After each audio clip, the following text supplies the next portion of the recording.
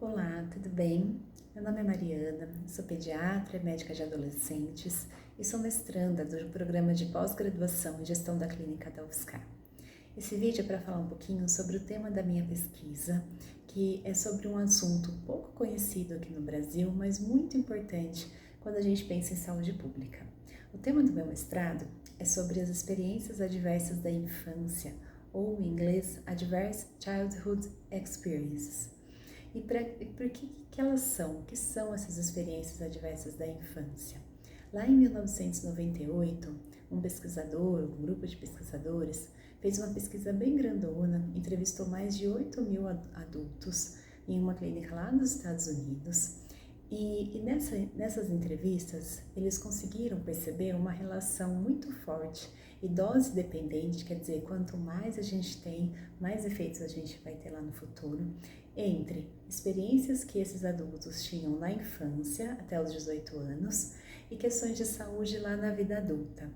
Nessa pesquisa foi visto que, quando a gente tem mais do que 4 experiências dessas na infância, a gente tem um aumento de 4 até 12 vezes no risco de doenças como alcoolismo, uso de substâncias, tentativa de suicídio e um aumento um pouco menor, mas ainda assim significativo, em doenças como AVC, infarto e obesidade também, que são doenças que levam a uma mortalidade muito grande na nossa vida, né? Quais são esses eventos que foram pesquisados, que foram vistos nessa época de 1998?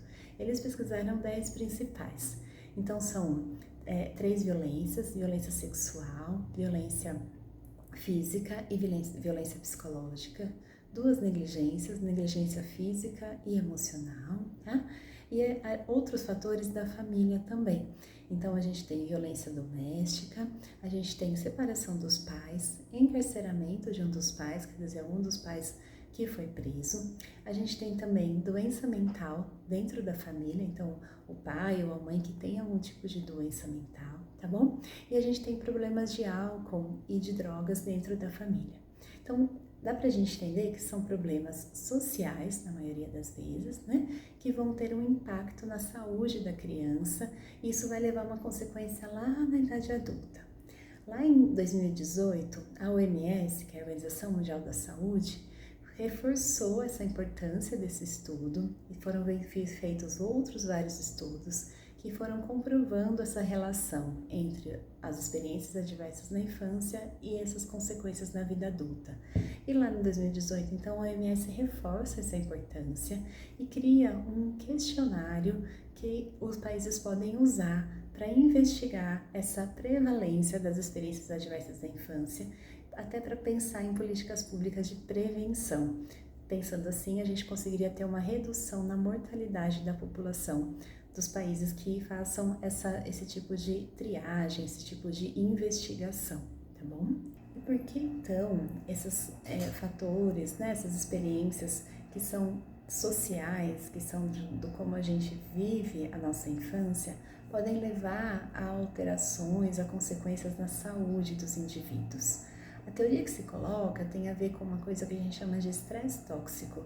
O que é isso? A vivência de uma situação estressante por um período longo da nossa vida, então ela precisa ser crônica, não é só uma vez, a gente precisa vivenciar isso todos os dias, por vários dias, né, por vários meses.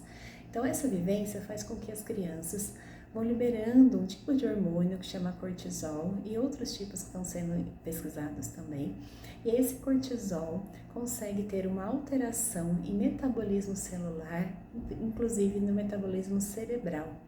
Existem alguns estudos que também linkam essas alterações estruturais do cérebro, como em crianças que sofreram, por exemplo, uma negligência, em que a gente vê uma diminuição relativa, né? A gente vê uma conexões em menor quantidade e menos funcionais quando comparadas com crianças que não vivenciaram esse tipo de violência. Então, o estresse crônico pode sim trazer consequências a longo prazo para crianças e adolescentes. E além dessas consequências a longo prazo, a gente também tem consequências a curto prazo. Então já se fez várias pesquisas para entender que crianças que vivenciam essas experiências adversas na infância, elas têm também alterações na infância e na adolescência. Na infância, a gente vai ter alterações de comportamento, a gente vai ter alterações cognitivas, no sentido de alguma deficiência mesmo de aprendizado, e a gente pode ter também um uso a mais de medicação, uma necessidade maior de usar medicações e procurar o pronto-socorro ou o serviço de saúde. Na adolescência, a gente vai ter um aumento dos níveis de TDAH, que é o transtorno de déficit de atenção e hiperatividade, um aumento também de alterações comportamentais, de depressão, de uso de substâncias e de tentativa de suicídio. Então, quando a gente entende que essas experiências adversas que ocorrem na infância podem ter um impacto tão grande, né, lá na vida adulta, incluindo um aumento de condições que levam à mortalidade, a gente entende que prevenir é muito importante. E a gente entende que conhecer a prevalência dessas experiências também é muito importante, para pensar mesmo em política pública, de como a gente pode fazer para reduzir a exposição a essas experiências das nossas crianças. Tem um estudo do CDC de 2024 que coloca que a prevenção dessas experiências adversas na infância poderia prevenir, eu tenho marcado aqui, a tentativa de suicídio em adolescentes em até 89%. E a prescrição de medicamentos para dor, para dor crônica, em 84%. Além dos sentimentos de tristeza, desesperanças, que estão muito associados com a depressão, em até 66%. Então, é muito importante que a gente, como profissional de saúde, entenda que esses fatores podem sim influenciar a saúde das nossas crianças, adolescentes e na fase adulta. E é nesse sentido que eu venho fazendo a minha pesquisa para a gente determinar uma prevalência através de uma revisão sistemática, para determinar uma prevalência global dessas experiências adversas da infância aqui no Brasil. A gente tem bastante estudo fora do Brasil, nos Estados Unidos, na Europa, já existem programas pensados para fazer esse tipo de prevenção, para lidar com as consequências dessas experiências. Aqui no Brasil a gente ainda tem poucos estudos, então a nosso objetivo é tentar entender qual que é essa prevalência, para a gente a partir daí conseguir propor estratégias para reduzir, para prevenir ou para como lidar com esse tipo de experiência nos nossos pacientes. E como é que eu lido então quando uma criança se apresenta para mim e eu percebo que ela tem algum tipo de experiência adversa na infância?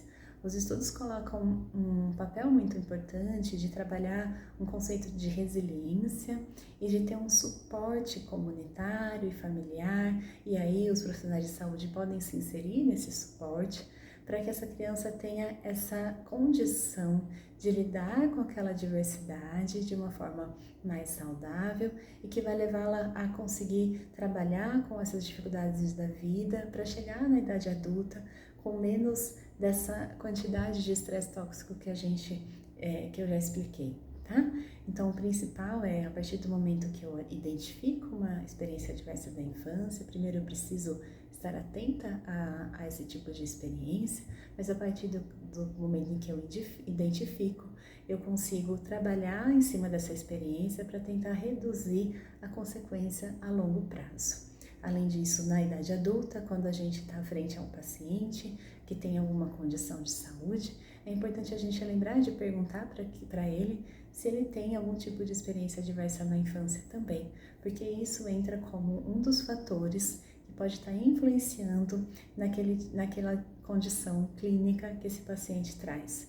E entendendo esse fator lá da infância, a gente também consegue trabalhar através do apoio multiprofissional e talvez consiga reduzir essas comorbidades e essa mortalidade que a gente está ali em frente ao nosso paciente.